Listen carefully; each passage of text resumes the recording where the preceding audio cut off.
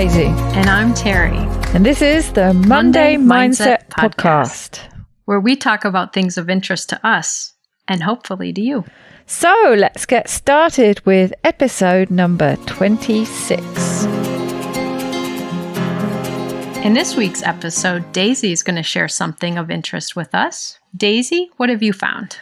Well, Terri, I am going to talk about an episode from Rangan Chatterjee's podcast, Feel Better, Live More. It's actually something I referred to in our catch-up episode. It's episode number 122 with Shetty on how to think like a monk and train your mind for peace and purpose. I'd never heard of Shetty before I heard this episode. I think you're a bit more familiar with him. We were actually talking a little bit before we started recording that he seems to have a somewhat dubious reputation. So I don't quite know what to say about that. I don't know him at all, other than this one episode. He has a book called Think Like a Monk, and he did apparently train as a monk and was a monk for a period of time. It's one of those episodes, well, you'd say it was something to do with the law of attraction and how we attract different things, or things start reflecting back that we put out there. You often say that to me, don't you, when I say something's a weird coincidence. But it was when I listened to it again, because it reminded me after we mentioned it in the catch-up episode. And so I thought, okay, I'll go back and I'll listen to that. And that's the episode I'll use this week. But it picks up on a few of the things we've spoken about recently. So, of course, depends how you look on that. Is it a part of my brain working? Is it something reflecting back at me? Is it a weird coincidence? Who knows? So the two sort of overview things that pick up on episodes that we've recently been talking about, we're thinking very much about identity and figuring out what your core identity values are, and also the importance of the words and the vocabulary that we use. So both things that we've spoken quite a bit about recently. And they talk about all sorts of things in this episode. It's one of those really long episodes. Rangan is getting into the really long form podcast, and he often tends to go on for at least a couple of hours, and that's one of these episodes.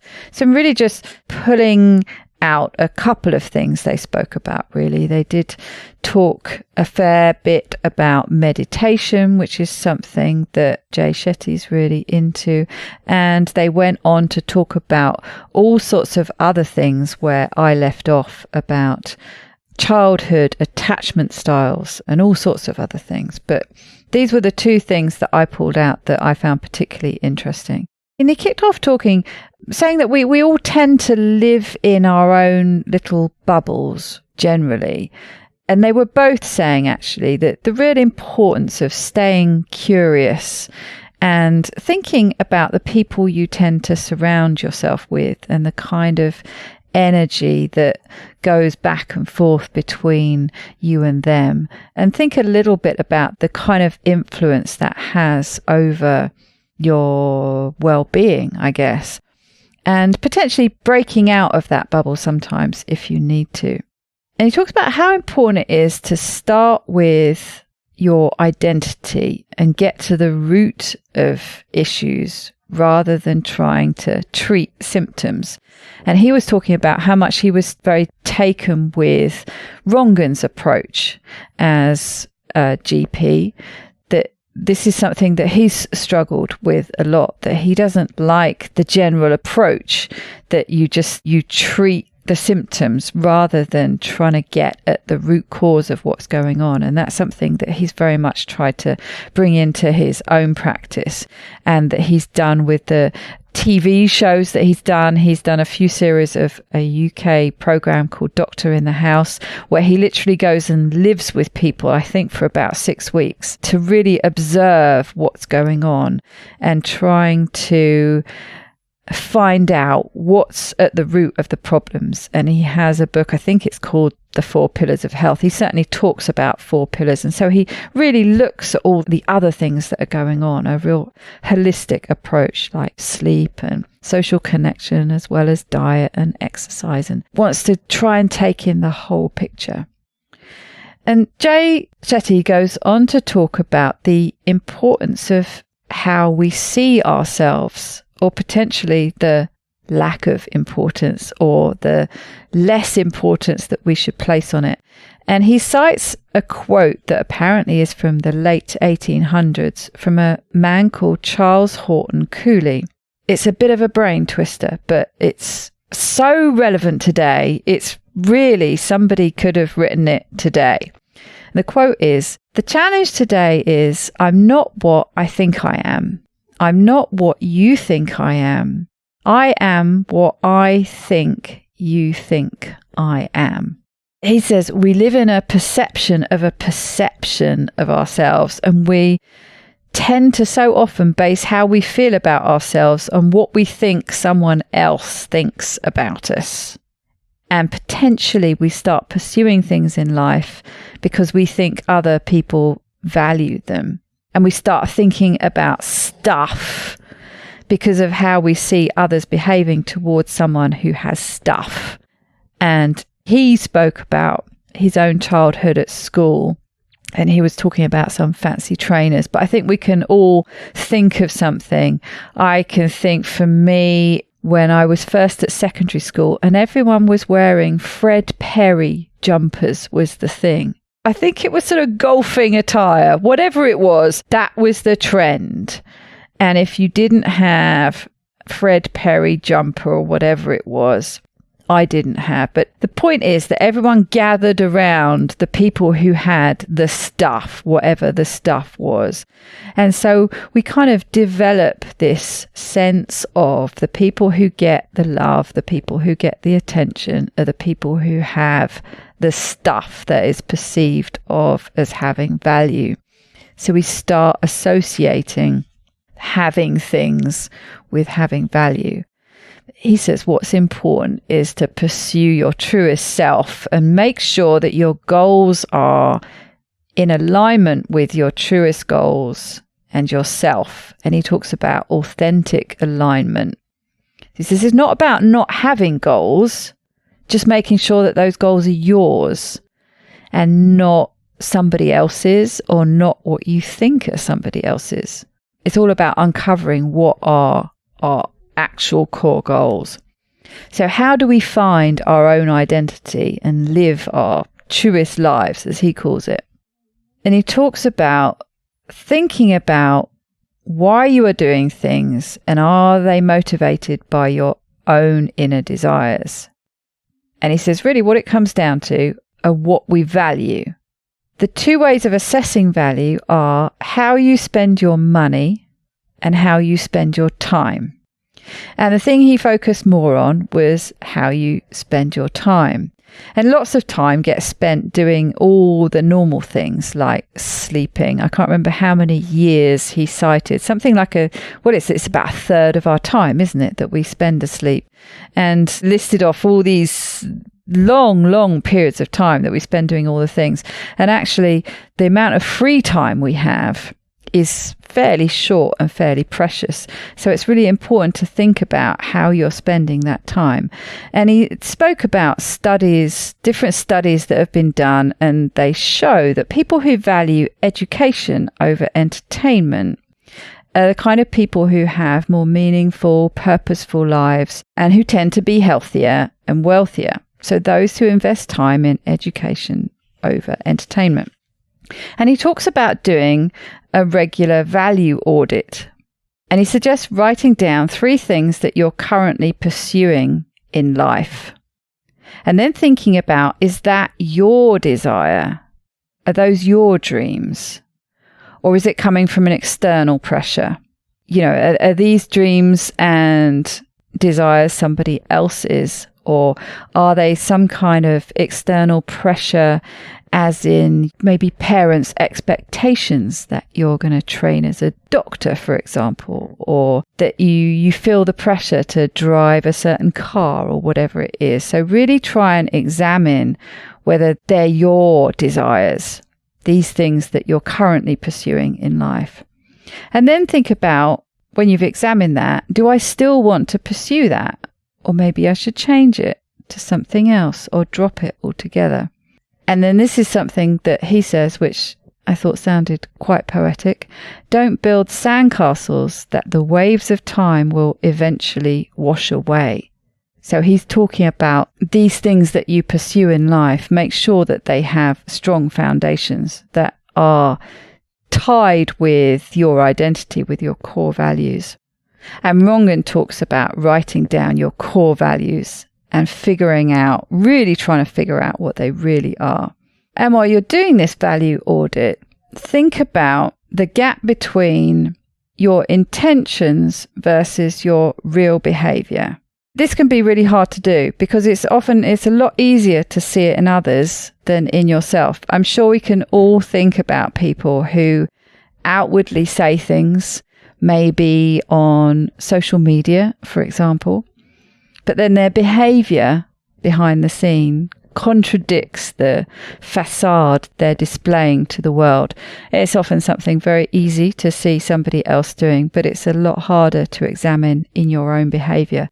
But it's all about trying to look at the gap between intention versus behaviour, this sort of outward versus the real inner core values that you have. And he talks about thinking about this value audit as gardening your values. So do it fairly regularly.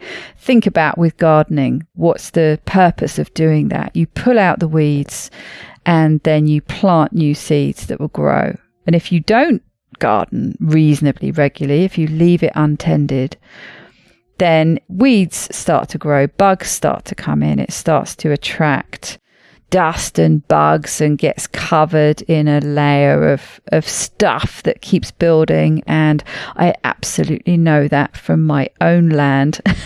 And before I know it, I've got 12-foot high brambles covering half of it, and it's really difficult to to get it back to looking nice again.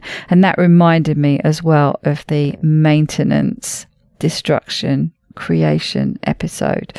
So he talks about trying to do it reasonably regularly, this value audit. And he warns against, and this is where we're talking about identity and behavior and habits. He warns against thinking that we are our pain. I'm a stressful person. I'm a negative person. No, you're not. This is where words and language come in as being important.